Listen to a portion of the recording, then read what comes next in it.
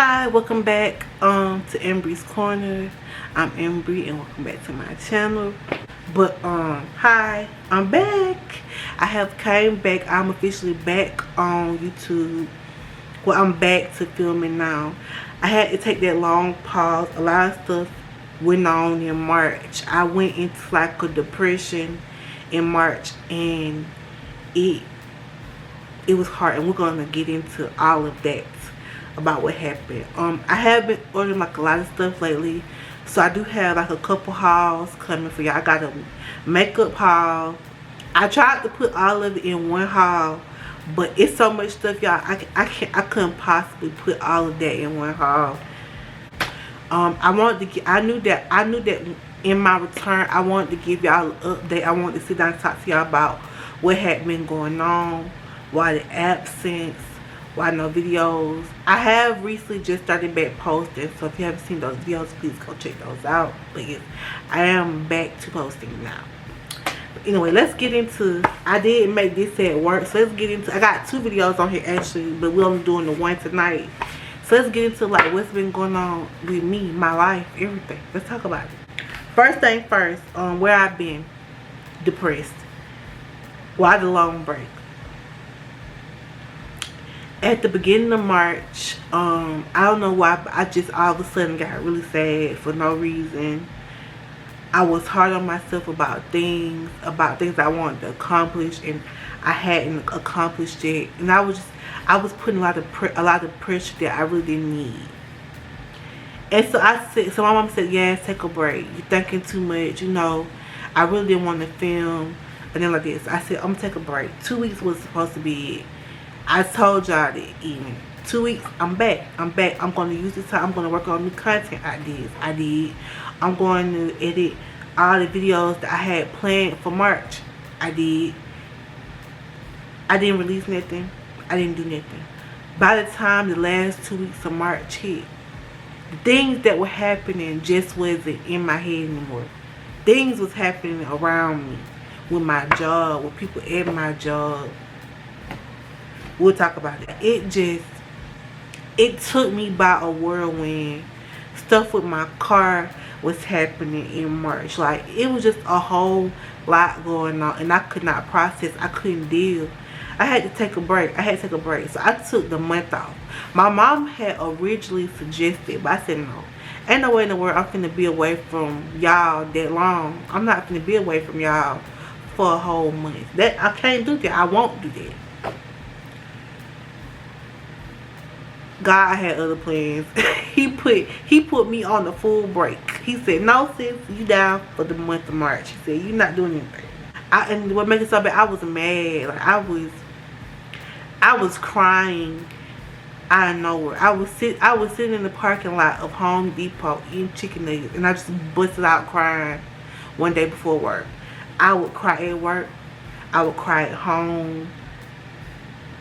I was just crying, and I couldn't figure out why. I didn't know why. I would cry, and there was nothing even wrong with me.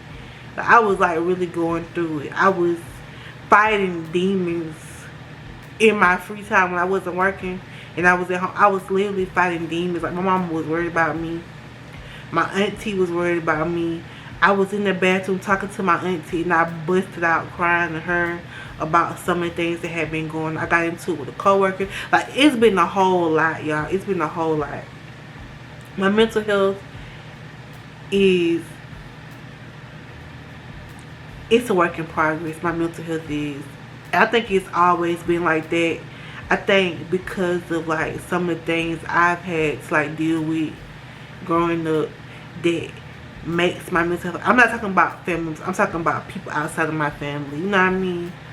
With school and how I was treated, and how a lot of times I feel like I was overlooked or ignored, or, you know, just not thought about or thought of or considered. And sometimes those old feelings, they resurface. Working through those emotions and those feelings sometimes, because it's a lot. And sometimes I have to like stop and check myself and remind myself. I have to pray over myself because I have so much going on, And I'm a very sensitive soul. I'm so sensitive, guys. Like, I'm so sensitive, and things, I feel things deeply, and things don't just like, oh, roll off of me. It scars me, it hurts me. So I really have to like be careful, you know what I mean, with the people I hang around, and what I give my energy to, and whom I give my energy to, because of how I am. Like, I have this one coworker, and I talk to her all the time, and if she watches this, hi, I love you. She told me, I was walking by her one day. She said, hey, she said, how you doing? She said, you alright? I said, I've had bad days. She said, what's going on? I said, I was telling her about what had been going on, and how I don't even feel like me no more, how I don't feel nice anymore. Like, I used to think I was like the nicest person in the world. Lately, I haven't felt nice at all. I felt anything but nice. And she said, yes, you are. She said, you are nice. She said, you know how I know you're nice? Because nice people know nice people. She said, if you weren't a nice person, I would not sit here and waste my time talking to you. Her saying it gave me reassurance that I am nice. I'm just going through a dark hour. And I was like literally fighting for my life in March. That last week, I was literally holding on to everything and trying not to lose my mind, because every day I wanted to scream, I wanted to throw stuff, I was like going through my job. So I like to think myself a nice person, like I said, and I can work with anybody. I really don't give people a hard time. I don't give people a reason to give me a hard time. There are some scenarios in some cases where people are just assholes, and they act like assholes, and they do that because they're miserable. And I know that. You know that. We know that people can be miserable people. Let me touch on my lip gloss, y'all. We know that people can be miserable. And my auntie used to tell me something, and I used to look at her like she cried. I said, that's why you don't got no friends.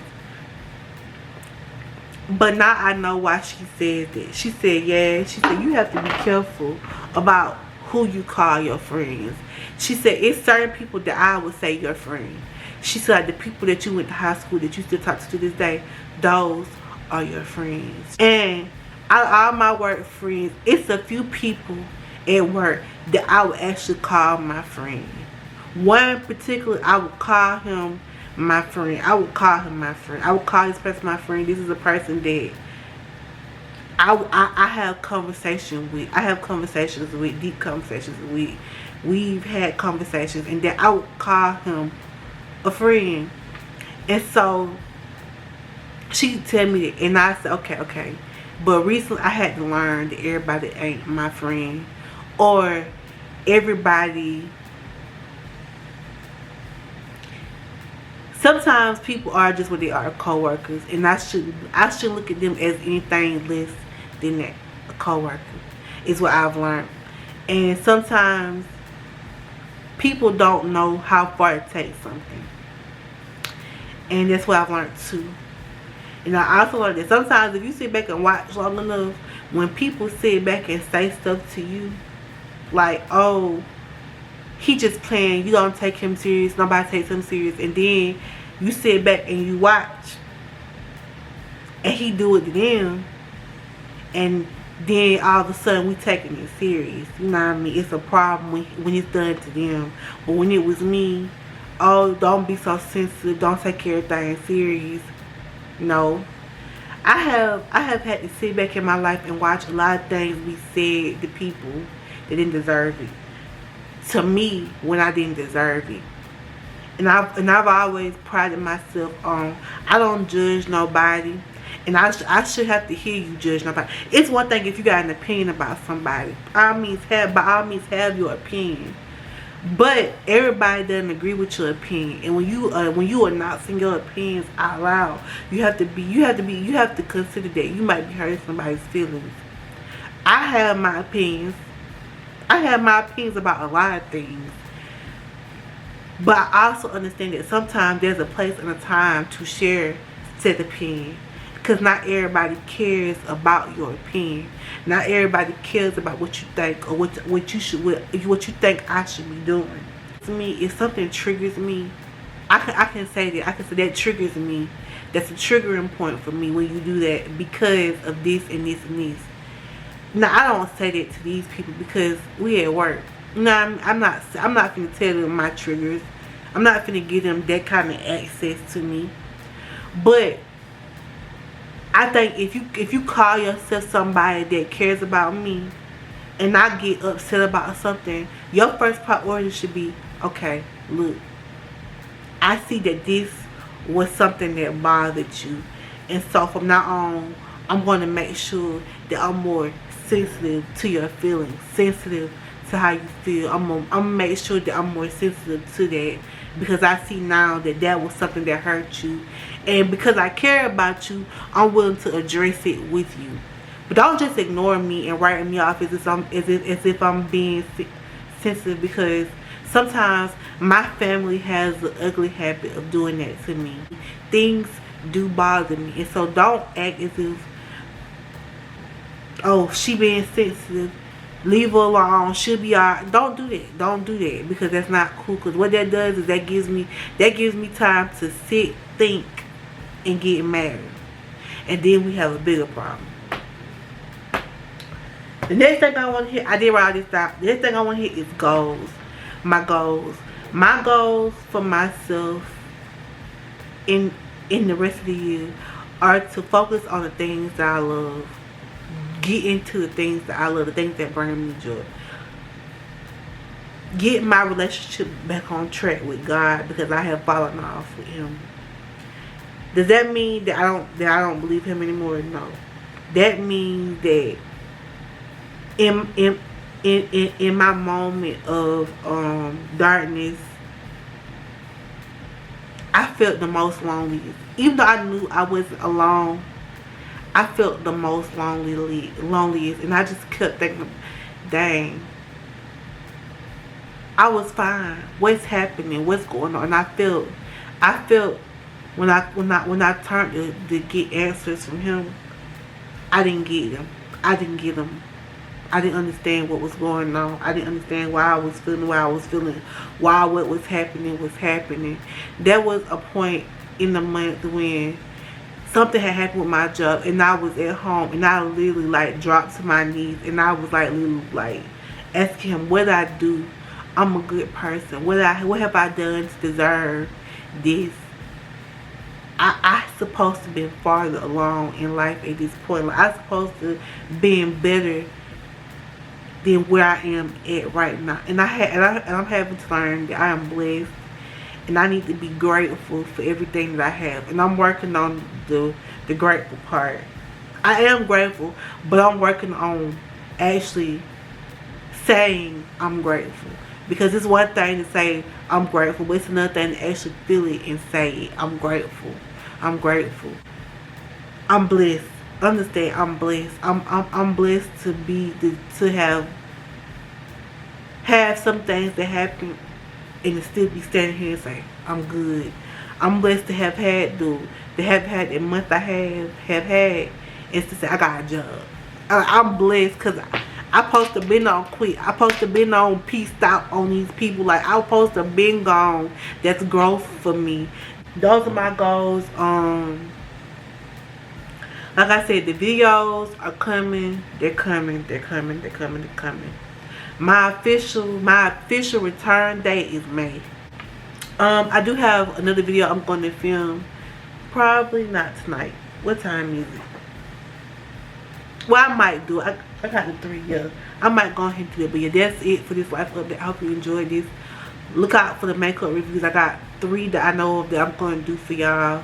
So y'all look out for those videos. I'm so excited. I'm so happy. And I will see y'all soon. Bye.